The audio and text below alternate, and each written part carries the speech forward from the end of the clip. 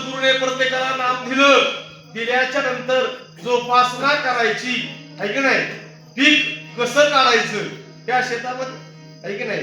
हरी नामाचे बीज पेरवणी, हरी नामाचं बीज पेरलं पण त्याला पाणी पाजायला पाहिजे ना. प्रेम भावाचे पाणी पाजवणी आहे की नाही.